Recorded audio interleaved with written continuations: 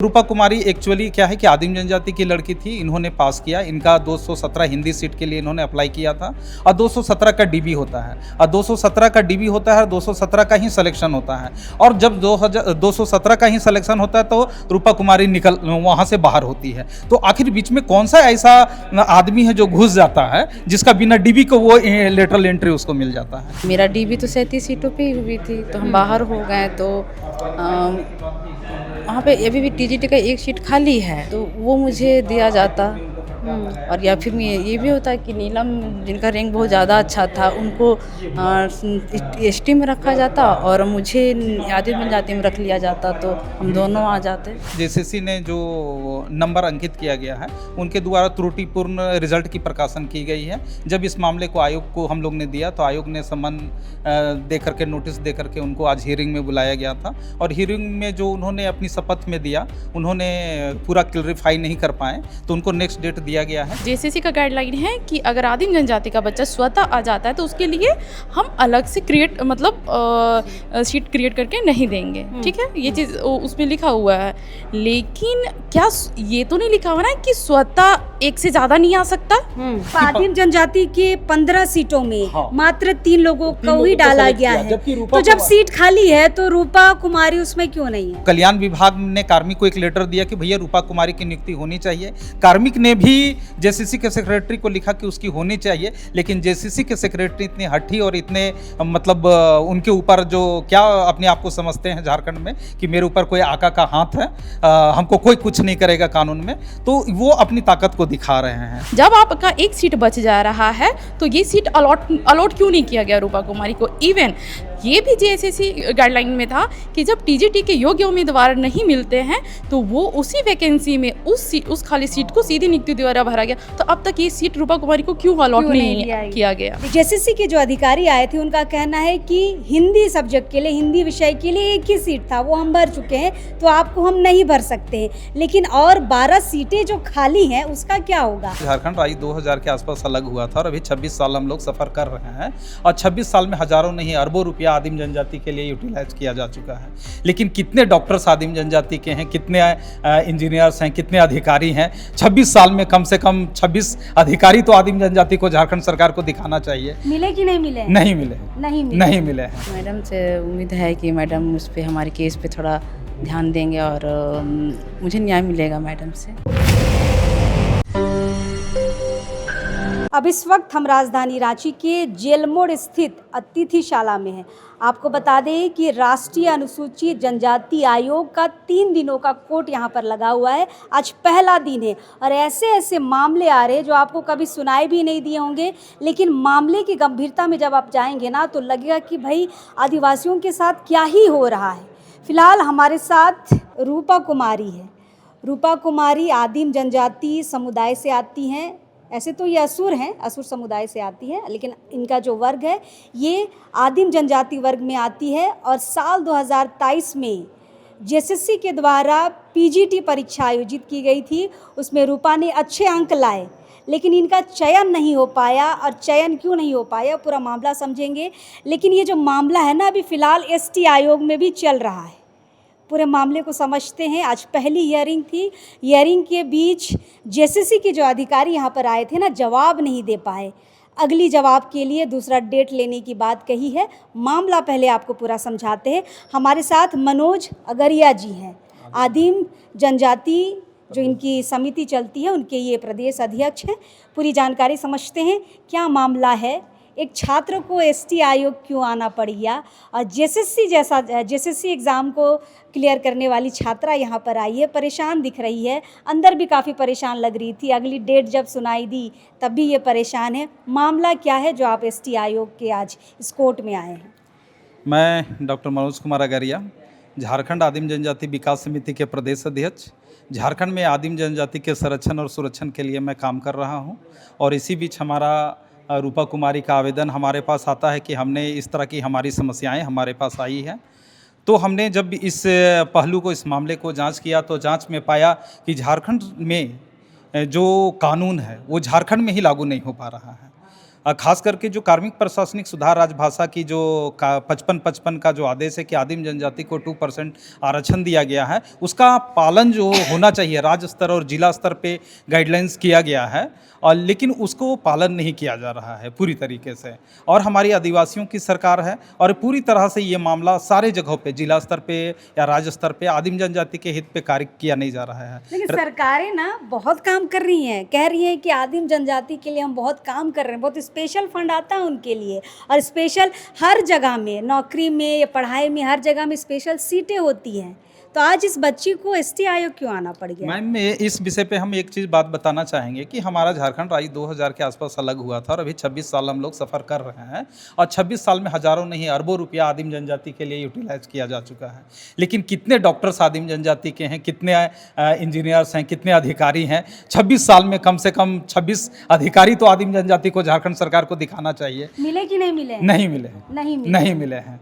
और अच्छा, तो ये बहुत बड़ी मामला है झारखंड सरकार के लिए कि इतने सारी फंड होते हुए, इतने स्कूल्स होते हुए, इतने कॉलेज होते हुए भी आदिम जनजाति के युवाओं को जो आरक्षण दिया गया है वो सफल तरीके से या सफलता प्राप्त झारखंड सरकार नहीं कर पा रही मनोज है। जी, साल 2023 में जेएसएससी पीजीटी एग्ज़ाम निकालता है, रूपा उसमें फॉर्म भरती है, एग्ज़ाम लिखती है, अच्छे अंक लाती है, फिर क्या हुआ?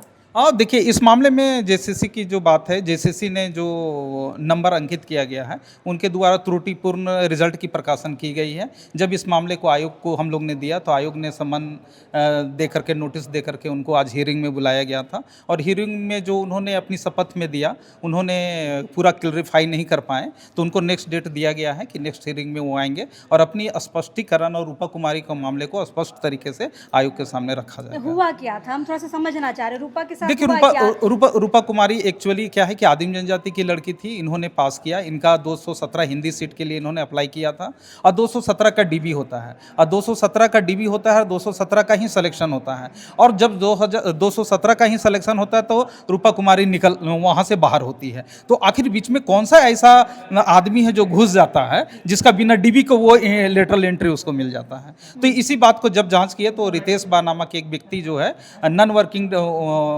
टीचर को वर्किंग टीचर दिखा करके उसको जो है सो अंदर घुसाया गया है। जब इस मामले को आयोग कैसे आपको पता चला नॉन वर्किंग है? मैम, ये जब पूरे रिजल्ट को हम लोग ने व्यू किया और पूरे ग्रुप में जब डिस्कशन हो रहा था तो उसके रिजल्ट की कॉपी को जब हम लोग ने जांच किया और रितेश बा के स्कूल में जा करके हम लोग ने जब जा करके पता किया तो वो लातेहार में, गुमला में वो अभी टीचर हैं, तो उनसे भी जा करके हम लोग ने मिला तो बोला कि भैया हम अगर वहाँ जाएंगे तो हम हट जाएंगे, तो हम वहाँ ज्वाइन ही नहीं करेंगे। अच्छा, एक बात बताइए मनोज जी, पूरे एग्जाम में आदिवासियों के लिए कितनी सीटें थी और उसमें से आदिम जनजाति के लिए कितनी सीटें थी? मैम, कुल 2855 के आसपास में टोटल कुल सीट थी इस प्रतियोगिता परीक्षा में, और आदिवासी के लिए 743 सीट के आसपास था। उसका अगर हम लोग 2% निकालें तो लगभग 15 सीटें होती हैं, लेकिन जेसीसी ने मात्र 3 कैंडिडेट को ही सिलेक्शन दिया है। मतलब आदिम जनजाति के 15 सीटों में मात्र 3 लोगों को ही डाला गया है। तो जब सीट खाली है तो रूपा कुमारी उसमें क्यों नहीं है? मैम, इस मामले में हमने कार्मिक को भी लिखा, राज्य सरकार कल्याण विभाग को भी लिखा, तो कल्याण विभाग ने कार्मिक को एक लेटर दिया कि भैया रूपा कुमारी की नियुक्ति होनी चाहिए। कार्मिक ने भी जेसीसी के सेक्रेटरी को लिखा कि उसकी होनी चाहिए, लेकिन जेसीसी के सेक्रेटरी इतने हठी और इतने मतलब उनके ऊपर जो क्या अपने आप को समझते हैं झारखंड में कि मेरे ऊपर कोई आका का हाथ है, हमको कोई कुछ नहीं करेगा कानून में, तो वो अपनी ताकत को दिखा रहे हैं। तो इसमें जब रूपा की हियरिंग चल रही थी ना, मैं भी अंदर चीज़ों को समझ रही थी कि भाई क्या समस्या है और यहाँ पे हियरिंग कैसे होती है, वो थोड़ा सा मैं समझ रही थी। मैं थोड़ा सा समझ पाई कि शायद ये हिंदी के लिए अप्लाई की थी, हिंदी के लिए अप्लाई की थी, और उनका कहना है कि उसमें आदिम जनजाति का एक ही सीट था जो हमने भर दिया है, तो इसको हम नहीं ले सकते हैं। ये जो रीज़न दे रहे हैं वाजिब है? नहीं मैम, ये रीज़न नहीं है। जब भी हमारी कोई वैकेंसी की बात आती है तो टोटल वैकेंसी की बात करते हैं। 100 पे आरक्षण रोस्टर जो होता है हमारा 100 पे लागू होता है, ना कि टोटल पे लागू होता है। हमारा 100 पे लागू है, तो 100 पे लागू है तो 100 में हम 26% और उसका ईजी हम करते हैं तो 2%, सीधे 15 सीट निकलता है, ठीक है ना। तो इस पे कार्मिक की स्पेशल गाइडलाइंस उनको दिया गया है 55-55 का, लेकिन फिर भी वो डायलेमा कर रहे हैं, सरकार को गलत नीति और गलत जवाब दे करके उनको घुमा रहे हैं। देखिए, आदिम जनजातियों को विकास करने से कैसे रोका जाता है ना, इस कहानी से आप समझ सकते हैं। टोटल आदिम जनजाति की सीटें हैं 15, लेकिन जेसीसी के जो अधिकारी आए थे उनका कहना है कि हिंदी सब्जेक्ट के लिए, हिंदी विषय के लिए एक ही सीट था, वो हम भर चुके हैं, तो आपको हम नहीं भर सकते हैं। लेकिन और 12 सीटें जो खाली हैं उसका क्या होगा? उस सीट को भरते हुए आप क्यों नहीं टीचर भर सकते हैं? ये एक बड़ा सवाल है। मतलब आदिम जनजाति को इसमें दरकिनार करने की कितनी बड़ी साजिश रची जा रही है, ये आप देखिए। सीट है लेकिन फिर भी ये कहा जा रहा है कि हिंदी के लिए हम एक ही टीचर ले सकते हैं। 217 सीटें ही हैं हिंदी के लिए, लेकिन अभी 216 है, एक अब भी खाली है। तो एक खाली है तो उसमें रूपा को आप क्यों नहीं ले सकते? ये बड़ा सवाल है। रूपा जी, थोड़ा आपसे बातचीत करेंगे। इतना मेहनत लगा है जेएसएससी एग्ज़ाम के लिए, पहले तो हम ये समझना चाहेंगे, आदिम जनजाति के लोग इतना बड़ा एग्ज़ाम भी नहीं, फॉर्म तक नहीं भरते हैं। आपने बड़ी हिम्मत की है। ठीक है मैम, मेहनत रहा है मैम, 2 साल मैंने मेहनत करा है इस पे और अच्छे नंबर भी थे मेरे। मैडम से उम्मीद है कि मैडम उस पे हमारे केस पे थोड़ा ध्यान देंगे और मुझे न्याय मिलेगा मैडम से। अच्छा, ये जेएसएससी के जो अधिकारी आए थे वो तर्क दे रहे हैं कि हिंदी के लिए एक ही सीट था, वो हम भर चुके हैं। स्वतः वाला कुछ एंगल है, हम आपसे समझेंगे। वो एक सीट भर चुके हैं, है ना, तो बाकी आपके लिए जगह नहीं है कह रहे हैं। लेकिन अभी भी 12 सीटें खाली हैं एसटी की। खाली है मैम, और टीजीटी जैसे कि हम तो बाहर हो गए थे ना 37 सीटों में। हम मेरा डीबी तो 37 सीटों पे ही हुई थी, तो हम बाहर हो गए, तो वहाँ पे अभी भी टीजीटी का एक सीट खाली है। तो एक ही सीट खाली है ना अभी? हाँ, एक ही सीट है। तो वो मुझे दिया जाता, और या फिर ये भी होता है कि नीलम जिनका रैंक बहुत ज़्यादा अच्छा था उनको एसटी में रखा जाता और मुझे आदिम जनजाति में रख लिया जाता, तो हम दोनों आ जाते। देखिए यहाँ पर भी एक पॉइंट है, यहाँ पर भी ना आदिवासी और आदिम जनजाति को यहाँ पर अलग अलग बताने की कोशिश हो रही है। यहाँ पर आदिवासी में उसको घुसा दिया गया, जो नीलम को, जो हिंदी में आई है ना, और आदिम जनजाति वाले सीट में नीलम को डाला जा सकता था लेकिन नहीं डाला जा रहा है, अलग अलग बताया जा रहा है, उसमें अलग अलग बताया जा रहा है। लेकिन एसटी सीटें अभी भी 12 सीटें खाली हैं, अभी भी रूपा का सिलेक्शन इसमें हो सकता है। इसलिए ये जो मामला है ना एसटी आयोग तक पहुंचा है। रूपा की बहन आई है और ये ज़्यादा रूपा से ज़्यादा परेशान है और तर्कों के साथ अपनी बातों को अंदर भी रखने का काम कर रही थी। क्या लग रहा है, न्याय मिलेगा? डेफिनेटली मैम, मिलेगा हमें न्याय, पूरा भरोसा है हमें मिलेगा ये न्याय। आशा मैडम आज इंटरेस्टेड थी इस मामले में? हाँ बिल्कुल थी मैम, हमेशा सपोर्टिव रहती है, हमारी बात पूरा सुनती हैं, तो डेफिनेटली हमें उम्मीद है कि हमारे साथ न्याय होगा। अच्छा, थोड़ा सा हम और इस पॉइंट को क्लियर करना चाहेंगे। जो ये सीट की बात कर रहे हैं ना, पीजीटी में जो हिंदी विषय की बात कर रहे हैं कि 37 सीट थे, उनमें से एक हमने ले लिया है आदिम जनजाति का, अब इनको हम नहीं ले सकते। वो थोड़ा सा हमें क्लियर जवाब चाहिए। मैं अच्छे से आपको समझाती हूँ मैम।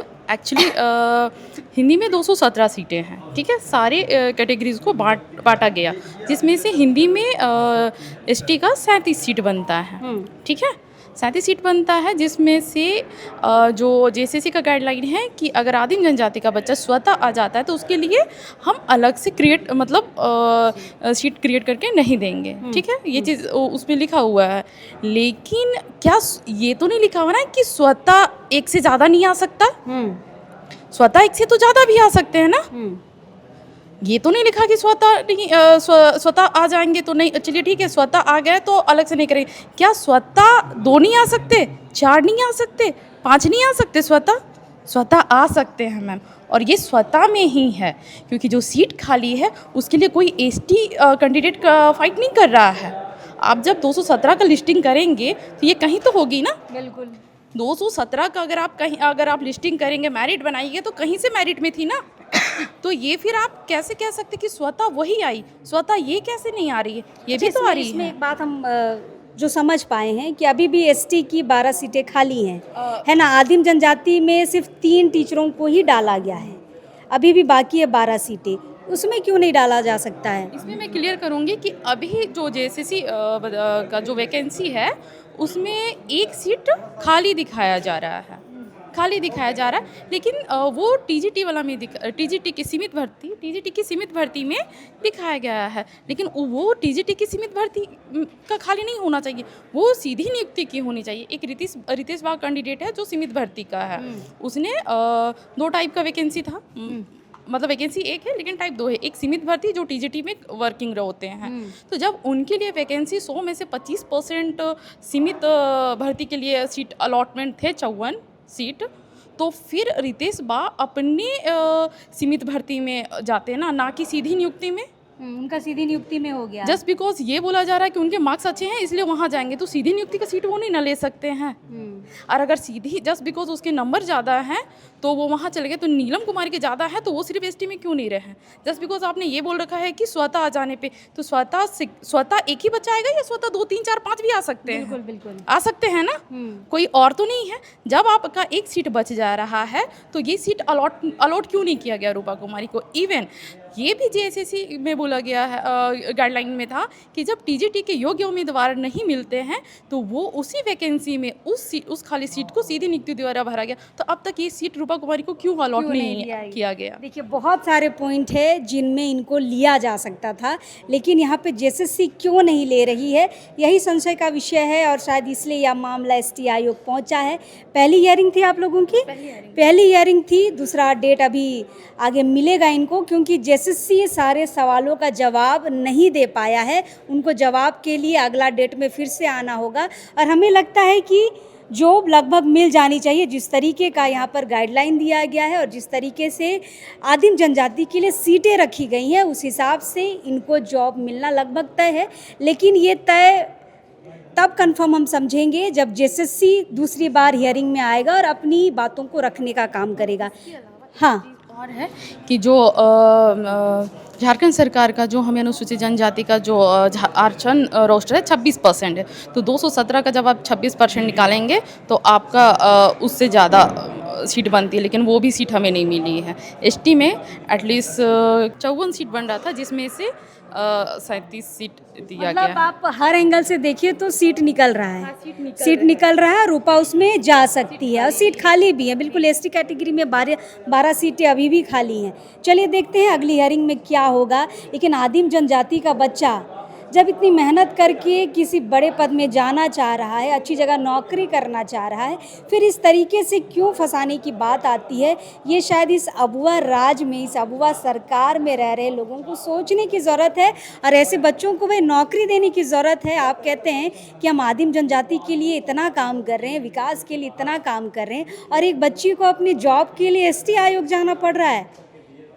ये तो बड़ी दुविधा वाली बात है और बड़ी शर्मनाक बात है कि बच्चे तैयारी भी करें, फिर एसटी आयोग का चक्कर लगाए, हियरिंग में आए और उसके बाद जॉब ले। चलिए, अगर अधिकारी इस वीडियो को देख रहे हैं या झारखंड सरकार के विधायक मंत्री देख रहे हैं तो उन्हें भी इस पर संज्ञान लेने की ज़रूरत है और यहाँ से भी फैसला हो सकता है। चलिए देखते हैं अगली डेट में क्या होगा। फिलहाल अब इस वक्त के लिए जोहार रहेगा।